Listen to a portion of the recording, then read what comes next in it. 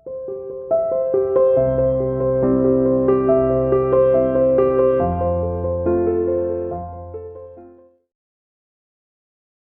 students, welcome to CR International School online classes. Dear student, today discuss lesson number 2, basic accounting terms, part number 5th. Today the last videos of this lesson. Previous videos part number 4 में dear students हमने क्या किया था, inventory, trade receivables, trade payable, उसके बाद पर goods के बारे में किया था, कॉस्ट, वाउचर और लास्ट था डिस्काउंट. तो डियर स्टूडेंट्स इनके बारे में हम प्रीवियस वीडियोज़ के अंदर पढ़ा था हमने. अब हम नेक्स्ट आज इस लेसन को कंप्लीटेड करेंगे. सबसे पहले डियर स्टूडेंट मास्क का प्रयोग कीजिए, hand sanitiser must, keep distance maintain and stay home, stay safe. Okay students, तो चलिए नेक्स्ट आज हम स्टार्ट कर रहे हैं. 25th है हमारी बेसिक अकाउंट टर्मिनोलॉजी में 25th नंबर पर, और वो है रिबेट. 24th हो चुकी है. रिबेट क्या है? रिबेट डिस्काउंट से मिलता जुलता वर्ड है. डिस्काउंट को भी छूट कहते हैं. और डिस्काउंट सच आर 2 टाइप्स आपने पढ़ी, एक ट्रेड डिस्काउंट और एक कैश डिस्काउंट. ट्रेड डिस्काउंट की कोई एंट्री नहीं होती है क्योंकि प्रमोट टू सेल होती है, और cash discount promote to payment के लिए होती है. रिबेट क्या है? रिबेट भाई छूट होती है, लेकिन क्या होता है कि कई बार हम जो छूट ये देते हैं, सेल तो हम प्रमोट कर ही रहे हैं, कई बार क्या होता है हमारे पास ऐसी गुड्स होती है जो शायद इतनी वैल्यूएबल नहीं होती है और उसको हम बेचना चाहते हैं.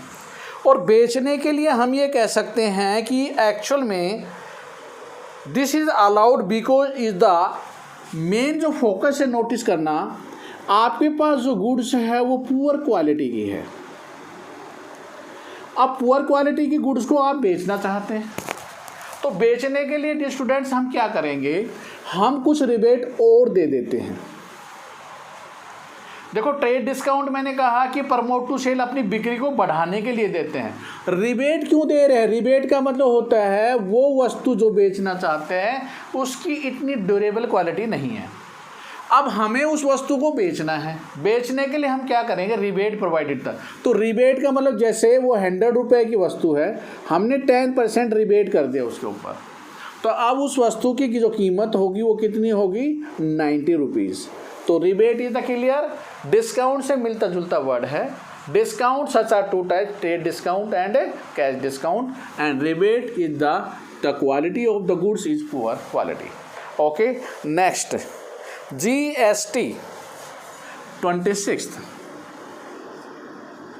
GST फुल फॉर्म है गुड्स एंड सर्विसेज टैक्स.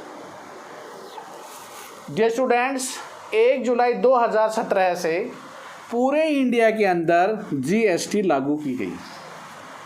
1 जुलाई 2017 से, उससे पहले स्टेट गवर्नमेंट जो भी थी अपने अपने टैक्सेस लगा देती थी, लेकिन अब पूरे देश में, पूरे भारतवर्ष में GST लागू है. पहले क्या होता था, सेंट्रल गवर्नमेंट CST लगाती थी, Haryana government Haryana sale tax लगाती थी, उसके बाद वैट लगाती थी, वैल्यू एडिड टैक्स. इन सबको मर्ज कर एक वर्ड बनाएगा जिसका नाम रखा गुड्स एंड सर्विसेज टैक्स. अर्थात पूरे भारतवर्ष में जो टैक्स की रेट होगी वो सिमिलर होगी.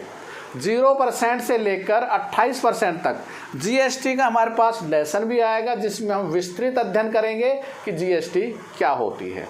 ओके स्टूडेंट्स, तो यहाँ पर goods and services tax collected at the time of the sales. जब हम माल बेचते हैं तो वो पैसा हम कलेक्ट करते हैं और ये पैसा गवर्नमेंट को फिर हम जमा करवा देते हैं. तो सेलर जो होता है वो कस्टमर से, और GST एक इनडायरेक्ट टैक्स है.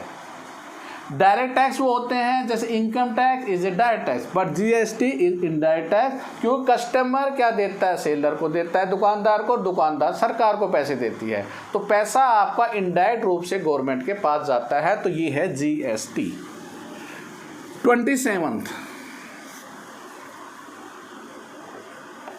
27th वर्ड है हमारा एंट्री. एंट्री क्या है? देखिए जो भी हम बिजनेस ट्रांजैक्शन करेंगे जो भी लेन देन करेंगे और मॉनेटरी एस्पेक्ट्स होगा उनको बुक्स में लिखना, write down in the books is called entry. Entry को प्रवेश कहते हैं। तो एंट्री का मतलब होता है जो भी हम बिजनेस ट्रांजैक्शन होगी उससे जो भी इवेंट होगी वो जो रिकॉर्डेड की जाएगी। देखो बिजनेस ट्रांजैक्शन पहला पॉइंट था, फिर इवेंट था, लेन देन हुआ, उससे घटना घटित हुई, उन इवेंट को हम क्या करते हैं, रिकॉर्डेड करते हैं। और कहाँ रिकॉर्डेड करते हैं, इन द बुक्स में करते हैं, तो वो एंट्री कहलाती है। Is that clear? Next 28 bad debts. जैसे नाम से विदित है, बैड माने बुरे होते हैं, डेट्स माने देने वाले। तो बैड डेट्स का मतलब होता है जो पैसा आप मांगते हैं वह कैंडिडेट आपको देने से मना कर देता है तो आपका पैसा डूब जाता है। ये किस अवस्था में होता है? जब मैं क्रेडिट सेल करता हूँ, उधार माल बेचता हूँ, तो मिस्टर एक्स एक कस्टमर था, उसको माल बेचा, 500 रुपये का माल बेचा, उसने ये पैसे देने से मना कर दिया। तो इस प्रकार से डेट्स माने होता देनदार। बैड कब हुआ कि उसने मना कर दिया, तो आपके कितने पैसे डूब गए, 500 रुपीज़। तो इसे कहते हैं बैड डेट्स।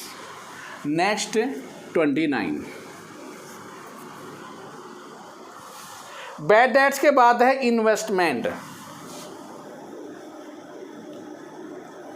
इन्वेस्टमेंट का मतलब क्या होता है, हम अपना पैसा विनियोजित करते हैं।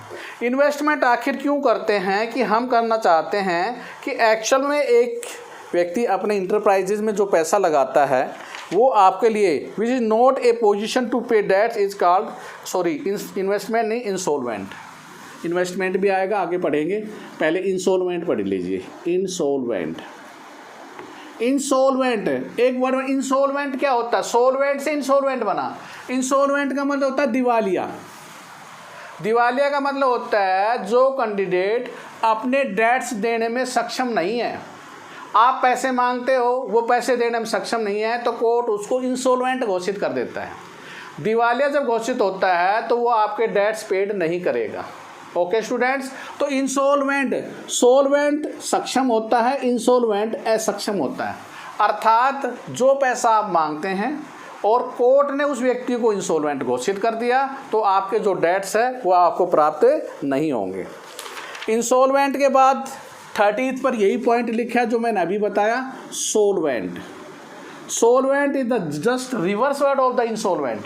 सोलवेंट माने सक्षम है, अर्थात वह अपने दायित्व देने में पूर्णतः सक्षम है, वो अपने दायित्व का भुगतान करने में पूर्णतः सक्षम है, निपुण है। तो उस प्रकार से हम ये कह सकते हैं जैसे आप उससे पैसे मांगते हैं वो टाइम पे आपकी पेमेंट कर देता है, तो वह व्यक्ति सोलवेंट कहलाता है। Next 31 stores. बिजनेस में स्टोर क्या होता है, स्टोर माने होता है जहां पर आपका माल रखा जाता है। देखो कोई गुड्स हम जो खरीद कर बेचते हैं वो तो ठीक है, वो स्टोर में नहीं।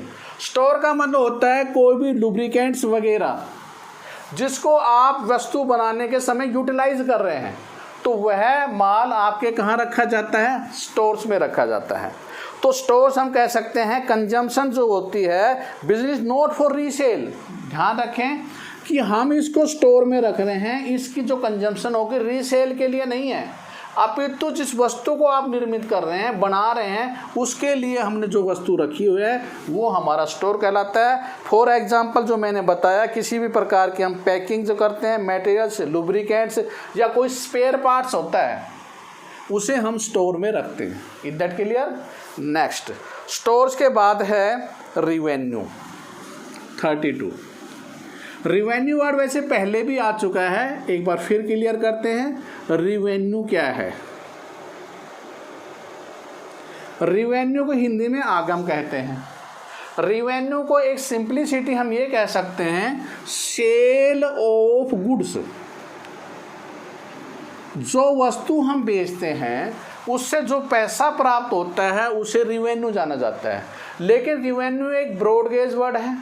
हम सेल ऑफ गुड्स के अतिरिक्त भी कोई भी ऐसा पैसा जो हमें प्राप्त हो रहा है वो रिवेन्यू कहलाएगा। रिवेन्यू मतलब आगम आ रहा है। For example sale of goods हो गया। अब रिवेन्यू को थोड़ा हम लेते हैं, हमें रेंट मिला, ये भी हमारा रिवेन्यू होगा। हमें कमीशन मिला, ये भी हमारा रिवेन्यू होगा। हमें डिविडेंड मिला, ये भी हमारा रिवेन्यू होगा। हमें इंटरेस्ट रिसीव्ड हुआ, ये भी हमारा रिवेन्यू। तो हम ये कह सकते हैं रिवेन्यू एक वर्ड होता है, revenue just like the simplicity sale of goods, क्योंकि वस्तु हम बेचते हैं, बेचने पर पैसे आएंगे, तो पैसा जो आया वो क्या कहलाएगा, रिवेन्यू कहलाता है। तो रिवेन्यू वर्ड, लेकिन रिवेन्यू मैंने कहा कि एक ब्रॉडगेज वर्ड है जिसके अंदर सेल ऑफ गुड्स के अतिरिक्त भी रेंट माने किराया जैसे हमें प्राप्त होता है, तो ये भी हमारा रिवेन्यू होगा। कमीशन रिसीव्ड होता है, ये भी हमारा रिवेन्यू होगा। Dividend received just like our revenue, and interest received also our revenue. Is that clear? तो ये था वर्ड रिवेन्यू। नेक्स्ट, रिवेन्यू के बाद है रिवेन्यू फ्रॉम ऑपरेशंस। अब यहाँ पर इसको लिमिटेड कर दिया 33 में, रिवेन्यू फ्रॉम ऑपरेशन। सबसे पहले ऑपरेशन क्या है? ऑपरेशन बड़ा ऑपरेट से। ऑपरेट माने होता है जब हम बिजनेस करते हैं तो विभिन्न क्रियाएं हमें करनी पड़ती है। तो बिजनेस ऑपरेट किससे होगा? डियर स्टूडेंट्स, जब वस्तुएं खरीद कर जो बेचेंगे तो मेन तो ऑपरेट ये है। तो revenue from operation just like word is equal to sale, sale of goods. देखो वहां रिवेन्यू को विस्तृत में डाल दिया था, यहां सीधा सा वर्ड कह रखा रिवेन्यू फ्रॉम ऑपरेशन। जब हम बिजनेस करेंगे तो ऑपरेट होगा, तो ऑपरेट करते समय हमें जो वस्तु बेचेंगे तो बेचने से जो स्टूडेंट पैसा प्राप्त होगा वो क्या कहलाता है? हमारा रिवेन्यू फ्रॉम ऑपरेशन। 33 के बाद देखिए 34। 34 क्या है? 34 वर्ड है एंटिटी। एंटिटी को हिंदी में कहते हैं अस्तित्व। देखिए, जब बिजनेस का स्थायित्व किया जाता है, जब उसकी स्थापना किया जाता है, तो उसे हम कह सकते हैं कि एक्चुअल में ये economic unit which is formed by the earning. एक ऐसी यूनिट की स्थापना जिसको हम निर्माण करेंगे, किसके लिए? इकोनॉमी के, कि वो पैसा कमा कर देगी। तो एंटिटी का मतलब होता है फॉर्म्ड ऑफ ए यूनिट, एक यूनिट का निर्माण करना। जैसे LG इलेक्ट्रॉनिक्स है, तो वो एंटिटी अपना अस्तित्व ले रही है, उसका वर्चस्व है, उसका निर्माण किया आपने, और वो क्या एक्टिविटी कर रही है? वो एक इकोनॉमिक एक्टिविटी डन कर रही है। तो एंटिटी का मतलब होता है किसी चीज़ का अस्तित्व में आना, तो entity word. Next, turnover. Turnover, turnover just like sale. आप उस वस्तु को बेचने से, सेल करने से जो भी पैसा मिलेगा वो आपकी टर्नओवर कहलाएगी। तो टर्नओवर का मतलब क्या होता है dear students? Turnover means total sale made in the particular period. Particular period क्या होता है? पर्टिकुलर 1 अप्रैल से लेकर, अगर हमारा अकाउंटिंग ईयर है तो 1 अप्रैल से 31 मार्च। आपके स्कूल जो लगते हैं वो 1 अप्रैल से स्टार्ट होते हैं, 31 मार्च को रिजल्ट आ जाता है। ऐसे ही अकाउंटिंग ईयर होगा जो, वो पर्टिकुलर टाइम होगा 1 अप्रैल से 31 मार्च। इस 1 अप्रैल से 31 मार्च के बीच में जो भी सेल हुई है वो उस बिजनेस की टर्नओवर कहलाती है। Okay, next 36 live stock. Live stock को हम कहते हैं पशुधन। देखिए, जो बिजनेस कैटल्स, हॉर्स, ये भी आपकी लाइव स्टॉक कहलाते हैं। पशुधन का मतलब कई प्रकार के जो लाइव स्टॉक, हॉर्स वगैरह, कैटल्स वगैरह जो होते हैं, उनको अगर आप कर रखें, उस प्रकार का आपका बिजनेस है, तो कैटल्स, हॉर्स वो आपके क्या कहलाएंगे? लाइव स्टॉक, जो आपकी एसेट्स होती है। Okay, known as livestock. Last जो मैंने वहाँ लिखा था 37, अब ये वर्ड आ रहा है इन्वेस्टमेंट। 37 इन्वेस्टमेंट। क्या है इन्वेस्टमेंट? देखिए डियर स्टूडेंट, इन्वेस्टमेंट का मतलब होता है the deployment of the funds. हम कोई भी ऐसा फंड्स जिसको इन्वेस्टमेंट करना चाहते हैं और उससे अर्निंग प्राप्त करना चाहते हैं। फॉर एग्जाम्पल, जैसे मैंने किसी कंपनी के शेयर्स खरीद लिए, डिबेंचर्स खरीद लिए, इन्वेस्टमेंट दो टाइप्स में होता है, एक इनसाइड एक आउटसाइड। जब हमने अकाउंटेंसी लेसन स्टार्ट किया था तो मैंने पहले ही कहा था कि जो बिजनेसमैन होता है वो अपना पैसा इन्वेस्टमेंट करता है, इन्वेस्टमेंट से वो कमाना चाहता है और ये जानना चाहता है मैंने क्या खोया और क्या पाया, तो वो भी इन्वेस्टमेंट है। तो कैपिटल इन्वेस्टमेंट करके वो कमाना चाहता है। तो यहाँ मैं क्या करेंगे, तो इनसाइड हो गया। अब ऐसे हम आउटसाइड इन्वेस्टमेंट, वो पैसा जो बाहर किसी भी कंपनी का हमने शेयर खरीद लिए, डिबेंचर खरीद लिए, तो उससे हमें कोई डिविडेंड मिलता है या कोई भी हमने जैसे मान नेशनल सेविंग सर्टिफिकेट खरीद लिए तो कोई भी इंटरेस्ट रिसीव्ड होता है, उसे हम इन्वेस्टमेंट के नाम से जानते हैं। तो ओके, तो इस प्रकार से ये एक किस्म से रिटर्न होती है जो हमें वो पैसे तो मिले ही मिलेंगे, साथ में और पैसे भी अगर प्राप्त होते हैं वो हमारे इन्वेस्टमेंट कहलाते हैं। Okay students, basic account terminology lesson finish हो गया है।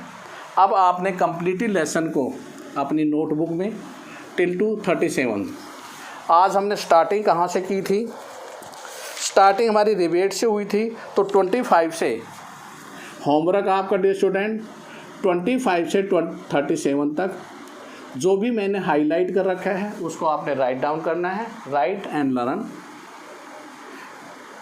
इन फेयर नोटबुक।